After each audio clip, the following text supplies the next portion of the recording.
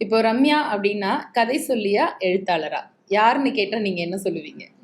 எனக்கு பேச ரொம்ப பிடிக்கும். அதனால கதை சொல்றது தான் ஃபர்ஸ்ட்ன்னு நினைக்கிறேன் நானு. ஆனா இப்ப எழுதும்போது அவ்வளவு நெருக்கமான ஒண்ணு. அதை கேட்கும் போதே உங்களுக்கு எவ்வளவு சந்தோஷமா இருக்குன்னு தெரியுது. ஏன் அந்த புக்கு எழுதுற எண்ணம் எப்படி வந்தது? அரங்கனோடு பொழுதுகள். ஸ்ரீரங்கத்தை பத்தி இப்போ நீங்க என் கூட பேச ஆரம்பிச்சீங்கன்னா நான் பேசிக்கிட்டே இருப்பேன். நம்ம அதான் பண்ண போறோம். படிக்கிறத தாண்டி என்னெல்லாம் பண்ணலாம். நான் வந்து பாட்டு கத்துக்கலாம்னு நினைச்சேன். கிளாஸ் ரூம்ல உட்காராம இருக்க என்ன உண்டா என்னெல்லாம் அதெல்லாம் பண்ணலாம். ஆமா, பெரியவங்க எல்லாம் வந்து இந்த ஸ்ரீரங்கத்தை கொண்டாடும் போது இங்க ராமானுஜர் நடந்தார், இங்க தேசிகர் வந்தார், இங்க பராசர பட்டருக்கு இங்கதான் தூளி கட்டியிருந்தா அப்படின்னா ஆச்சரியமா இருக்கும். அப்போ உடனே நான் யோசிச்சு பார்த்துப்பேன், என்னுடைய ஃபேண்டசி வேர்ல்டுல அதெல்லாம் எப்படி இருந்திருக்கும்.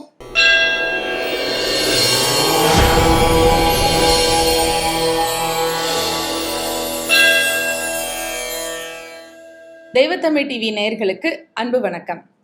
நம்ம சேனல்ல நிறைய முக்கியமானவர்களுடைய நேர்காணல்களை நம்ம தொடர்ந்து பார்த்துட்டு இருக்கோம்.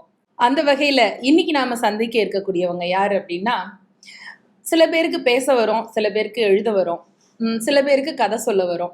ஆனா ஒருத்தருக்கு எல்லாமே வர்றது அப்படிங்கிறது ரொம்ப அபூர்வமான ஒரு செயல் தான். அப்படிப்பட்ட ஒரு மல்டிபிள் டேலண்டட் பர்சனாலிட்டி ஒருத்தவங்க தான் நம்மகிட்ட இன்னைக்கு பேசுறதுக்காக நேரம் கொடுத்து வந்திருக்காங்க.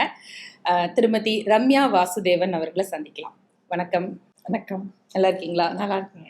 ரொம்ப தேங்க்ஸ். தெய்வத்தமிழ் டிவி நேயர்களுக்காக உங்களுடைய நேரத்தை எங்களுக்காக பகிர்ந்து கொண்டதுக்கு ரொம்ப நன்றி. ரொம்ப சந்தோஷம். உங்களை பத்தின ஒரு சின்ன அறிமுகம். நான் வந்து ஸ்ரீரங்கத்தை சேர்ந்தவோ. எங்கள் அப்பா அம்மாலாம் இன்னும் ஸ்ரீரங்கத்தில் தான் இருக்காங்க. எங்கள் அப்பா பேங்க்கில் இருந்ததுனால எவ்ரி 3 years ஒவ்வொரு ஊராக ட்ரான்ஸ்ஃபர் ஆனதுனால பல ஊர்களுக்கு நான் பயணப்பட்டிருக்கேன். நிறைய இடங்களில் பல விதமான ஸ்கூலில் படிச்சிருக்கேன். ஸோ அதுதான் என்னோடய பேக்ரவுண்டு. அப்புறம் ஸ்ரீரங்கத்தில் இருந்து தான் காலேஜ்லாம் பண்ணி முடித்தேன். அதுக்கப்புறம் ஐ காட் மேரிட். அதுக்கப்புறம் தான் மெட்ராஸ் வந்தேன். மெட்ராஸில் வந்து போஸ்ட் கிராஜுவேஷன் பண்ணேன், லாயலாவில் விஷுவல் கம்யூனிகேஷன். அதுக்கப்புறமா என்னுடைய ஒர்க்குன்னு பார்க்கும்போது ஃபஸ்ட்டு நான் வந்து டிசைனிங் ஒர்க்கில் தான் இருந்தேன். நிறைய டிசைன்ஸ்லாம் பண்ணிட்டு இருந்தேன். அப்புறம் சின்ன பிஸ்னஸ் ஒன்று ஸ்டார்ட் பண்ணேன், ஈவென்ட் மேனேஜ்மெண்ட்டு. அதுக்கப்புறம் லயோலாலேயே என்னை இன்வைட் பண்ணாங்க கெஸ்ட் லெக்சருக்கு. அப்புறம் லயோலா காலேஜ்லேயே நான் வந்து ஈவென்ட் மேனேஜ்மெண்ட் டிபார்ட்மெண்ட் ஒன்று ஸ்டார்ட் பண்ணி டீச் பண்ண ஆரம்பித்தேன். அப்புறம் என்னோடய ஓன் ஆர்கனைசேஷன் ஒரு ஈவென்ட் மேனேஜ்மெண்ட்டுக்காக வச்சுருந்தேன். அப்படி தான் என்னோடய கெரியர் ஸ்டார்ட் பண்ணேன். தூர்தர்ஷனில் கூட ஒரு 2 years ஒர்க் பண்ணேன். அதுக்கப்புறமா வந்து அந்த பிஸ்னஸே நல்லா போயிட்டு இருந்தது. ஸோ அப்புறம் எனக்கு வேறு எதுவும் பண்ண முடியல. லயோலாவில் மட்டும் டீச் பண்ணிட்டு இருந்தேன். அப்புறம் ஒரு couple of years கோயம்புத்தூரில் இருந்தேன். கோயம்புத்தூரில் இருக்கும்போதும் நிறையா காலேஜஸ் ஸ்கூல்ஸில் கெஸ்ட் லெக்சராக பண்ணிட்டு இருந்தேன். நான் ஈவெண்ட்ஸும் விடாமல் இருந்தேன். அதுக்கப்புறமா ஐ ஜாயின்ட் எ ஃபர்ம். அந்த ஃபர்மில் வந்து நிறையா ஒர்க் இருந்தது. அதில் ஃபிக்ஸட் அசெட் மேனேஜ்மெண்ட்டு, அதுக்கப்புறமா வந்து கார்ப்பரேட் சோஷியல் ரெஸ்பான்சிபிலிட்டி கன்சல்டண்ட்டாக அங்கே தான் மாறினேன். நிறைய ப்ராஜெக்ட்ஸ் சிஎஸ்ஆர் கீழே நிறைய கோவில் திருப்பணிகள், நிறைய விதமான சோஷியல் ஒர்க் நிறைய இருந்தது.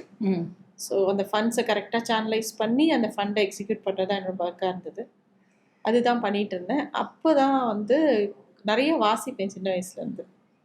அப்படி வாசிச்சுட்டே இருக்கும்போது ஒரு நாள் இந்த 90s கிட்ஸ்லாம் வந்து குரூப் ஆரம்பிச்சாங்கல்ல, 99 படம் வந்தோடனே, அந்த மாதிரி 96 படம் வந்தோடனே, அப்போ வந்து என் ஃப்ரெண்ட்ஸும் ஸ்கூல் ஃப்ரெண்ட்ஸு, நான் கரூரில் படிக்கும்போது இருந்த ஃப்ரெண்ட்ஸ் வந்து ஒரு குரூப் ஆரம்பித்தாங்க. கொஞ்ச நாள் 2 நாள் எல்லாரும் அறிமுகப்படுத்திட்டதுக்கு அப்புறமா சைலண்ட்டாக இருந்தது அந்த குரூப்பு. அப்போ யாராவது எதாவது பண்ணுங்கன்னு கேட்கும்போது நான் ஒரு கதை சொல்கிறேன்னா, அன்னைக்கு நான் ஏதோ படிச்சிருந்த கதையை நான் சொன்னேன் அந்த குரூப்பில். சரி, அவங்க எல்லாருக்கும் பிடிச்சிருந்தது. தினமும் கதை சொல்லுன்னு கேட்க ஆரம்பிச்சிட்டாங்க. அது ஒரு விளையாட்டாக ஒரு 30-40 கதை தினமும் சொல்ல ஆரம்பித்தேன். அப்போ அந்த குரூப்ல இருக்கிற ஒரு ஃப்ரெண்டு வந்து, நீ இப்படி சொல்றத நான் எல்லாருக்கும் அனுப்புறேன், எல்லாருக்கும் பிடிச்சிருக்கு, நீ ஒரு குரூப் ஆரம்பின்னாங்க. நான் சொன்னேன், இந்த வாட்ஸ்அப் குரூப் ஆரம்பிக்கலாம் போயா, அதெல்லாம் நான் பண்ண மாட்டேன் அப்படின்னு சொன்னேன். அப்போ என் ஃப்ரெண்டு, ஸ்கூல் ஃப்ரெண்டு கிருத்திகான்னு, அவங்க அண்டர் த ட்ரீ அப்படிங்கிற பேர்ல அவங்க குரூப் ஆரம்பிச்சு, அதுல பார்த்தா அப்பெல்லாம் வாட்ஸ்அப்ல 257 தான் ஒரு குரூப் இருக்க முடியும். ஃபர்ஸ்ட் டே அவங்க ஆரம்பிச்ச உடனே 2 குரூப் ஃபில் ஆயிடுச்சு. சரி. அப்போதான் எனக்கு தெரியும் கிட்டத்தட்ட ஒரு 500 பேருக்கு மேல கதை கேட்குறாங்கன்னு. அப்புறம் அங்கேருந்து நான் ஸ்டார்ட் பண்ணேன் கதை சொல்ல. இப்போ ரம்யா அப்படின்னா கதை சொல்லியா எழுத்தாளரா யாருன்னு கேட்டா நீங்க என்ன சொல்லுவீங்க? எனக்கு பேச ரொம்ப பிடிக்கும், அதனால கதை சொல்றது தான் ஃபர்ஸ்ட்ன்னு நினைக்கிறேன் நான். ஆனா இப்ப எழுதும்போது எனக்குள்ள இருக்கிற சில விஷயங்கள் எனக்கு தெரியாமே அபூர்வமா ஐ குட் அது அது அது வெளியில வருதுங்கிறது என்னால ஐடென்டிஃபை பண்ணும்போது.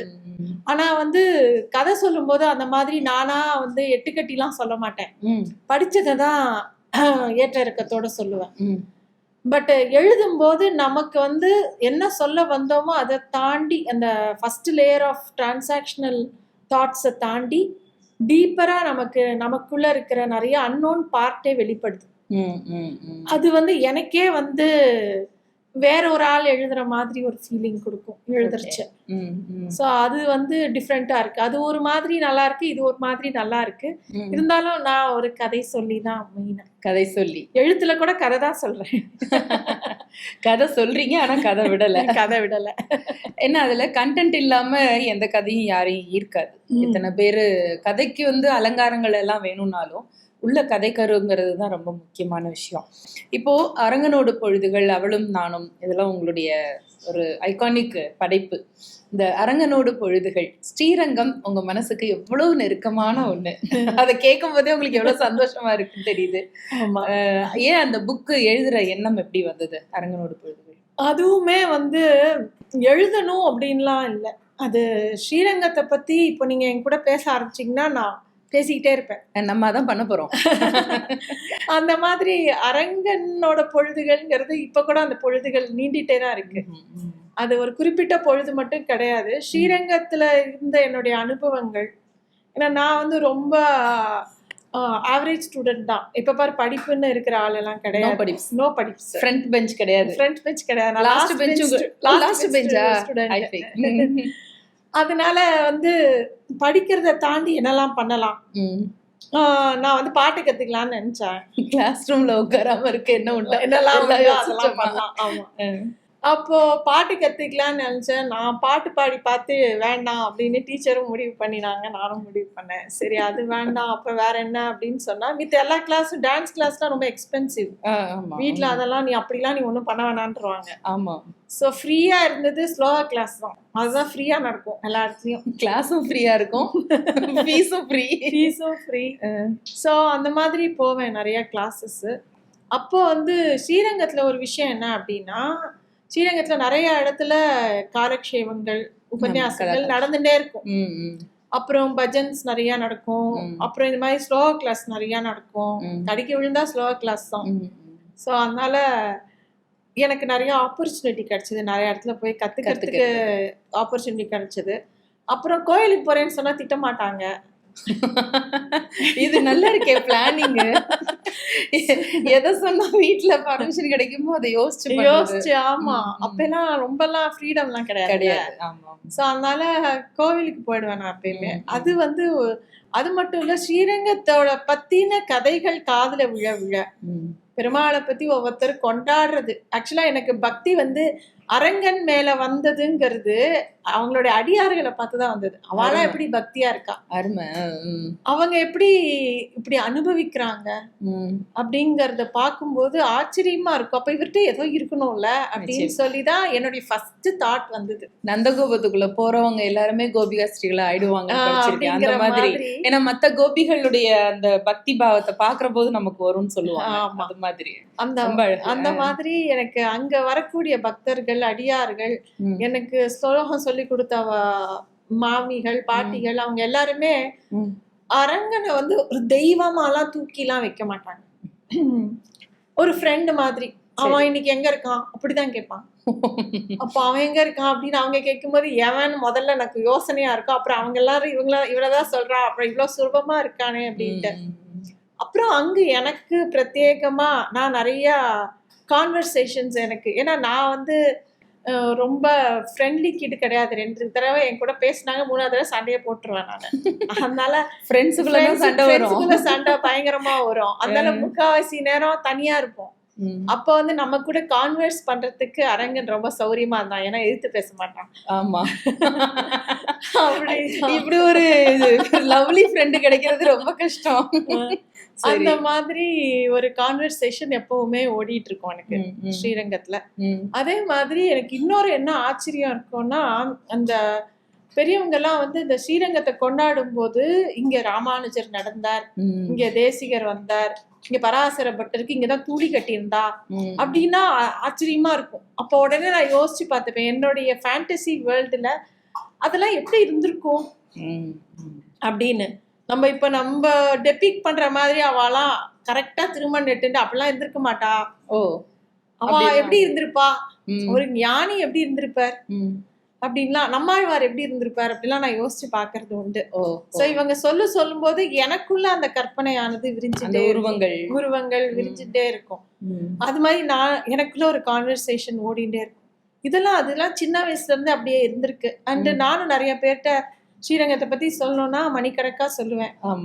சோ அது ஒரு இது. அதை தவிர உற்சவங்கள் ஸ்ரீரங்கத்துல நித்தியமா உற்சவம் நடந்துட்டே இருக்கும். மித்த கோவில்களுக்கெல்லாம் பிரத்யேகமா ஒரு பிரம்மோற்சவம், பங்குனி உற்சவம் இந்த மாதிரி தான் இருக்கும், சித்திர திருவிழா அப்படிதான் இருக்கும். ஸ்ரீரங்கத்துல எல்லா மாசத்துக்கும் ஏதோ ஒரு உற்சவம் இருக்கும்.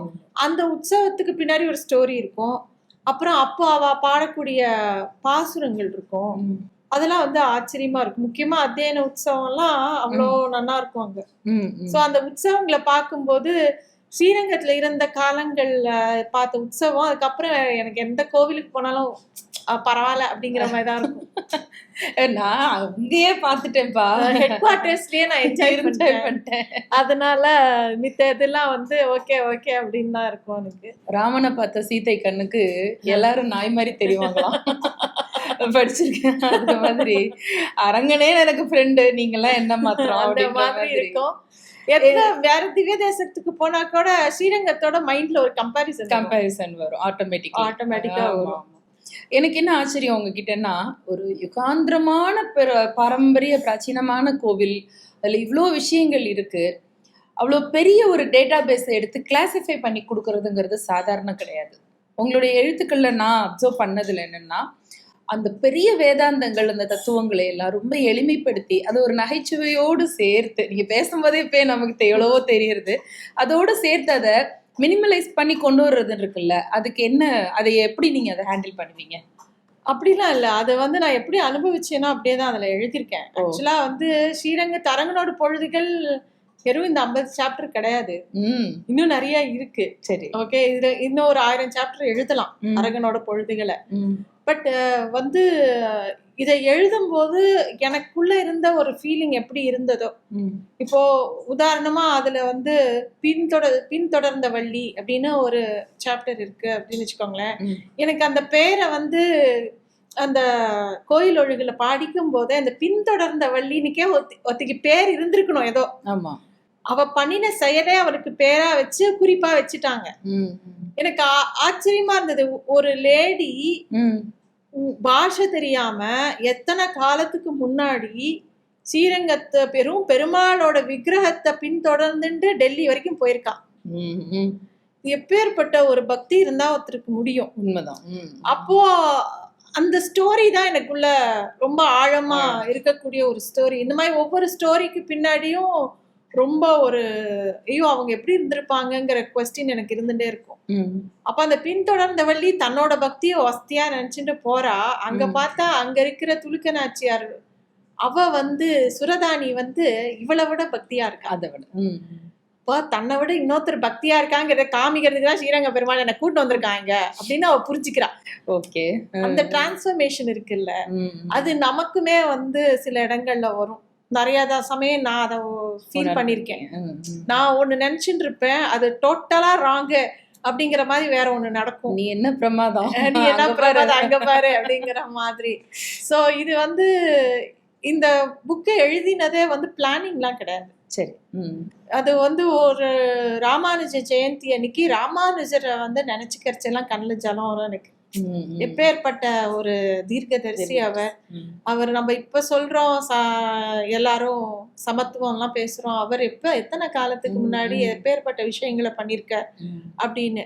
ஏன்னா ஸ்ரீரங்கத்துல சில உற்சவங்கள்ல பெருமாள் வந்து கோடை காலத்துல எல்லாம் தனியா இருப்பார். இதே கூட்டம் ம். கியூல 500 ரூபாய் 1000 ரூபாய் கொடுத்து மல்லு கட்டிட்டு சேவிக்கிற கூட்டம் வைகுண்டகதிசிக்கு போற கூட்டம். போற கூட்டம் ம். ஒரு சில கால உற்சவத்துல மனுஷாலே இருக்க மாட்டான். ம். ம். அப்ப அவர் தனியா இருப்பார். ம். அப்பயும் நம்ம சேவிச்சிருக்கோம். ஸ்ரீரங்கவாசிகள் சேவிச்சுட்டே இருப்பா, வெளியூர்காரர்களுக்கு தெரியாது. தெரியாது. அப்போ தனியா இருக்கும்போது அதை அந்த உற்சவ ஏற்பாடுகள் எல்லாமே ராமானுஜர் பண்ணி வச்சதுதான். ஆமா, ஆமா. ராமானுஜர் வந்து எல்லாருக்குமே, பானை செய்யறவருக்கு, துணி துவைக்கிறவருக்கு, எல்லாருக்குமே ஒரு ஒருத்தருக்கு ஒரு மரியாதை பண்ணியிருக்காரு. ம். ம். எல்லாருக்குமே சம உரிமை உண்டு உரிமை. கோவில்ல. ம். அது நினைக்கிற கோவில்ங்கிறது வந்து ஒரு சமூக கூட்டமைப்பு. அத நிர்மாணிச்சவர் இந்த யுகத்துல, அதுவும் போன நூற்றாண்டுல அவர். ஆமா ஆமா ஆமா. அவர் வந்து அதை ரொம்ப அழகா பண்ணிருக்கும் போது, ஒரு சமயம் நான் வந்து ஒரு கோடைக்கால உற்சவத்தும் போது ராமானுஜர் நினைச்சுண்டு ரொம்ப, அதாவது அரங்கனை சேவிச்சா கூட ராமானுஜர் பண்ணி வச்சதுனால தானே இவ்வளவு கிட்டக்க அவரை பார்க்க முடியறது அப்படிங்கிறது தான் ஃபர்ஸ்ட் சாப்டர் ஆரம்பிச்சேன் நான். சோ அதை எழுதிட்டு அப்படியே ஒண்ணா அது அது அன்னன்னைக்கு என்ன தோணித்தோ அப்படிதான். ஏன்னா இதுல வந்து ஒரு கிரானலாஜிக்கல் ஆர்டர்ல எல்லாம் நான் எழுதல. எது எது என்ன பாதித்ததோ, எது எது நான் எப்படி பார்த்தேனோ அப்படிதான் எழுதியிருக்கேன்.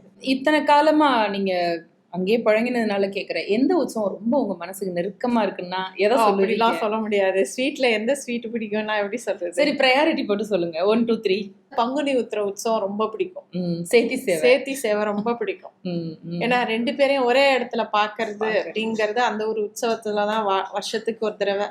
அதெல்லாம் தாண்டி ராமானுஜர் கத்தியத்திரியம் அன்னைக்குதான் இயற்றினர்.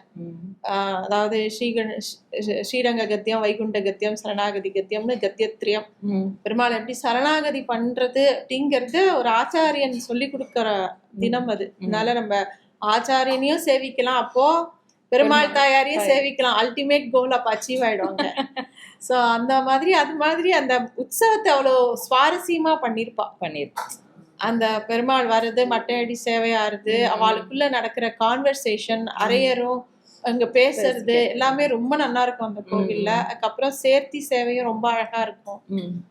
அப்புறம் அத்தியன உற்சவம். அத்தியன உற்சவத்துல பகல் 10 ராப்பத்துல ராப்பத்து இன்னும் ரொம்ப பிடிக்கும் எனக்கு. ஏன்னா பகல் 10ல இப்ப எல்லாம் வந்து நிறைய கெடுபிடி ஆனதுனால உள்ள போய் சேவிக்கிறது, இடம் ஸ்ரீரங்கத்துல இடம் கிடைக்கிறது ரொம்ப கஷ்டம். பிரீமியம் பிளேஸ் இல்ல. அதே மாதிரி ஆனா ராபத்து உற்சவத்தும் போது கொஞ்சம் ஏகாந்தமா பெருமாளை சேவிக்கலாம். அதுவும் ரொம்ப நல்லா இருக்கும். நிறைய உற்சவம் ரொம்ப நல்லா இருக்கும். அதே மாதிரி வசந்த உற்சவத்துல அது ஒரு மாதிரி நல்லா இருக்கும். ஒவ்வொரு உற்சவம் ஒவ்வொரு இது. அதே மாதிரி பெருமாளுக்கு ஊஞ்சல் உற்சவம் தனியா நடக்கும், தாயாருக்கு தனியா நடக்கும். எல்லாமே எங்களுக்கு எல்லாமே ஜாலிதான், சந்தோஷம்தான். எழுத்துல வந்து உங்களுக்கு வந்து அம்மம்மா, அதாவது பாட்டி, அவங்களோட உள்ள நெருக்கங்களும் அப்படியே சேர்ந்து வர்றது இல்லையா? நகைச்சுவை இழையோட அரங்கனோடு பொழுதுகளும் ஒரு விதமான ஜானர்னா, அவளும் நானும் அப்படிங்கறதுல ஆண்டாள் அப்படின்னு உங்களை பண்ணிட்டா. அதை பத்தி சொல்லுங்க. ஆண்டாள் வந்து எப்படி பக்தி பண்ணணும் அப்படின்னு நமக்கு சொல்லி கொடுக்குற, என்னதான் ஆச்சாரியர் எல்லாம் சொல்லும் போதுதான் கூட ஒரு பெண் நம்ம கிட்ட சொல்லும் போது அதோட கணம். ஏன்னா ஆழ்வார்களுக்கே பெண் பாவத்துல பாடணும்னு ஆசை வந்து பராங்குச நாயகியாவும் பரகால நாயகியாவும் பாடுறா. பட் ஒரு பெண்ணே எப்படி பாடுறா? ஏன்னா அந்த அவதாரிக்கைய சொல்றதுக்கு முன்னாடி ஆண்டாளை பத்தி பூமாதேவி வந்து ஃபீல் பண்றாளாம். எத்தனை பேர் பாடினாலும் நான் பாடுறேன் பாரு அப்படின்னு சொல்லிதான் அவ அவதாரம் பண்றதா பூர்வாச்சாரியர்கள்லாம் சொல்லுவாங்க. அவளும் நானும் ஏன் ஸ்பெஷல் அப்படின்னா, எங்க அம்மம்மா ஸ்ரீவில்லிபுத்தூருக்கு அடிக்கடி என்ன அழைச்சின்னு போயிருக்கா. எங்க அம்மாவுக்கு வந்து ஸ்ரீவில்லிபுத்தூர் நேட்டிவ், அவங்க நேட்டிவ்ங்கிறத விட அவங்களோட இன்லாஸோட ஊர் அது. ஸோ ஸ்ரீவில்லிபுத்தூர் மேல, அதுவும் ஆண்டாள் மேல எங்க அம்மாவுக்கு அசைக்க முடியாத ஒரு இது. என்னதான் ஸ்ரீரங்கம் வந்தா கூட ஸ்ரீவில்லிபுத்தூர் மாதிரி வருமா, மதுரை மாதிரி வருமா அப்படின்வா. உங்களுக்கு போய் எங்க விட்டாலும் ஸ்ரீரங்கம் மாதிரி வருமான்னு சொல்ற மாதிரி. அது மாதிரி ஸ்ரீவில்லிபுத்தூரை எங்க அம்மா ரொம்ப கொண்டாடுவா. சரி. அப்போ வந்து எனக்கு ரொம்ப ஆச்சரியமா இருக்கும் ஆண்டாளை பத்தி பேசும்போது எல்லாம். ரெண்டாவது சின்ன வயசுல இருந்து திருப்பாவை காதுல விழுந்துட்டே இருக்கும். எல்லாத்த விட ஆத்துல ஆராதனை பண்ணும் போது கடைசியில வந்து சாத்துப்புற பாட்டா சிற்றஞ்சிறுகாலையும் வங்கை கடல் கிழந்த அது மட்டும் மனப்பாடமா தெரியும். மித்த பாசுரம் தெரியாது அப்போ சின்னப்பா இருக்கும்போது. அப்போ அத சேவிக்கிறதுனால ஆண்டாள் மேல ஒரு ஈர்ப்பு எங்க அம்மா சொல்லிதான் வந்தது. இந்த அவளும் நானும் புக்கு வந்து எப்படி எடுத்துக்கலாம்னா, நானும் என் பாட்டியும், ம். நானும் ஆண்டாளும், ஆண்டாளும். அவளும் நானும் அப்படிங்கிற மாதிரி தான். ம், ம். ஏன்னா ஆண்டாள் மேல எனக்கு ரொம்ப ஒரு அசைக்க முடியாத ஒரு இது. எப்படி அரங்கன் வசதியோ ஆண்டாள் வந்து அதே அளவுக்கு வசதி தான். ம், ம். ஸோ அதனால ஆண்டாள் எப்படி இருந்திருப்பா, எனக்கு எப்படி இருந்தாலும் இந்த ஆழ்வார்கள் சரித்திரம்லாம் படிக்கும்போது நம்ம சுருக்கமா சொல்லிடுவோம். ம். டெய்லி ஆண்டாள் வந்து பிறந்தா, வளர்ந்தா, அப்புறம் ஸ்ரீரங்கநாதனை நினைச்சு கல்யாணம் பண்ணிட்டு போயிட்டா. அவ்வளவுதான் கதை சொல்லுவோம். ம். டெய்லி அவ என்ன பண்ணிருப்பா, அவ டெய்லி எப்படி இருந்திருப்பா, ம். அவளுக்கு பாக்குறதெல்லாம் பிரம்மமா தான் தெரியும், பாக்குறதெல்லாம் கண்ணனா தான் தெரியும். ஏன் கண்ணனா தெரிஞ்சிருக்கணும், ம். அவ அப்பா கண்ணனை பாடினதுனாலதான் அவளுக்கு அது பதிஞ்சிருக்கணும். ம். அப்ப அவ அப்பா எப்படி பாடியிருக்கா அப்படின்னா, குழந்தை கண்ணனை பாடுறா. ம். இப்ப அவருக்கு குழந்தைய பத்தி இப்படி ஒரு குழந்தை பால் சாப்பிடுறச்சு என்ன பண்ணோம், ஒரு குழந்தை அப்புச்சி காட்டுறச்சு எப்படி பண்ணோம், ம். குழந்தை சாஞ்சாடம்மா விளையாடுறச்சு என்ன பண்ணோம்னா அவருக்கு தெரியணும்னா அவர் கையில ஒரு குழந்தை இருந்திருக்கும். ஆமா. அது ஆண்டாளா தான் இருந்திருக்கணும். ம். சோ அப்படிப்பட்டு அந்த மாதிரி ஒரு கோணத்துல டெய்லி ஆண்டாளோட இருக்கணும் அப்படிங்கிற ஒரு ஆசையில எழுதப்பட்ட ஒரு ம். சீரீஸ் தான் அந்த அவளும் நானும். ம். அதுல வந்து பெரியாழ்வாரோட பாசுரங்களும் ஆண்டாளோட திருப்பாவை, நாச்சியார் திருமொழி எல்லாத்துக்குமே அவ எந்த நிலையில இருந்து பாடியிருப்பா ம். அப்படிங்கிற ஒரு தேடல்ல எழுதப்பட்ட இது. அதுலயே வந்து ஃபுல்லா அம்மம்மா வந்ததுக்கு காரணம் என்னுடைய கேள்விகள் எல்லாமே நிறைய எங்க அம்மம்மா கிட்ட கேட்டது எல்லாத்தையும் அதுல எழுதிருக்கேன். அரங்கன் மாதிரி அம்மம்மாவும் நமக்கு வந்து ஸ்வீட் ஃப்ரெண்டு. ஸ்வீட் எங்க அம்மம்மா ஆக்சுவலி ஸ்ட்ரிக்டான person, oh, very oh. Strict lady.